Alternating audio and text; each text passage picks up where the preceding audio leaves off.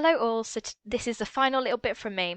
I just want to talk you through some case studies that I found. If you want more information, what I talk about in a second, or if you want to have a look at some other case studies, there's a case study document that specifically has these 3 case studies linked on there.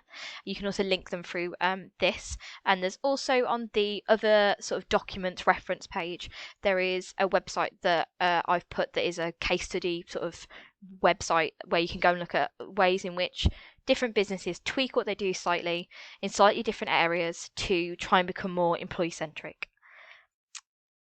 Also, in a minute, I'm just going to summarize what we've done, but let me talk you through the case studies. So we have Arrow Communications, which specialise in IT and tech. I talked about those earlier, and they wanted to engage their employees more and create a more engaged company culture. They did this through increasing employee ownership through awarding shares. They did engagement surveys and analysed their approach to feedback. So as I mentioned earlier, looking at what they did and going, that works, that doesn't work, and getting feedback on feedback. Sounds a bit bizarre, but it worked. They also created an online staff hub which provides tools and communication for employees, and they can access that at any time.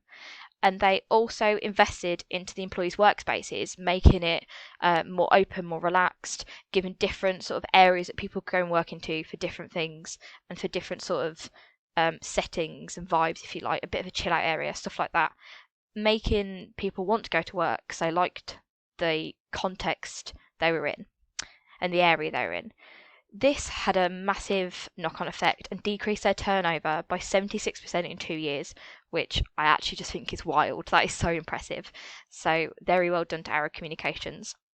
On here, I also have Alliance Medical, who wanted to look at improving poor employee morale. They're a medical imaging company and work in the UK and Europe. Following some redundancies and a little bit of internal factors impacting morale, obviously the staff were very demoralised. A lot of their friends had gone.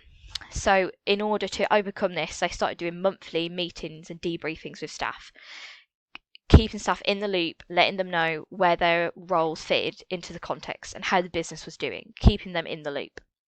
They also developed a clear leadership program for managers, so it was a clear path for people to go and learn and develop. This drove their employee engagement levels back up to where they wanted to be.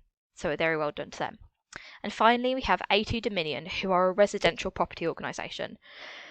They had someone new come in as the head of HR, and upon some reflection, looked at what they were doing as a company, and they just didn't like it. They didn't like the path they were heading on with their employees.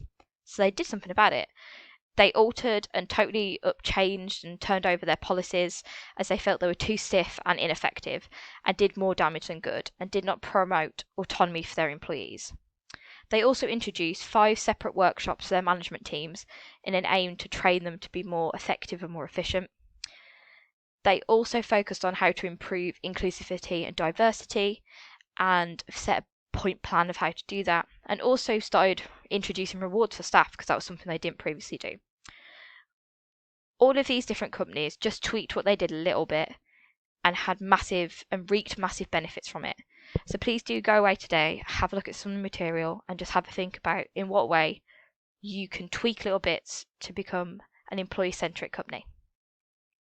So, final slide, last bit of me talking to you. So I've talked lots today and in lots of different sections about this whole employee-centric culture. And I really want you to look at, what do you want to value more? Obviously you want money. Businesses need to make money to survive. But if you put your people first, they will deliver for you. And that is proven today in so many different ways. I hope I've inspired you to go and review this and go and make positive changes to your company. As I've explored today, employees who are happy, engaged in their work and their company success, who are well supported in both the highs and the lows, who are actively listened to and encouraged, and their opinions actioned in a way that makes a real change for a business as a whole, and for the employee as an individual. For those who are empowered to make a difference and have autonomy over their work tasks, and for ultimately those employees who are just valued. All of this makes an employee very valued. Will positively impact company satisfaction. Will lower turnover and hiring costs. Will lower the sick days which in turn lower productivity. And we'll also create a workforce that speaks highly of where it works. People will go home and say, yeah, I love my job, I love where I work, they care for me. And in turn, that will work wonders for you. And you will also, outside the context of your company, have a very good reputation. You'll be a company people say, one day I want to work for them. So who doesn't want all of those things? Thank you for taking the time to listen to me today. And please do go and have a look at some of the other links and other information I've made. Go and listen to the podcast, that's quite interesting. And yeah, just please go out there and just have a bit of a reflection on what you do in your company and what you want to do, and then action where it needs to be actioned. Thank you very much.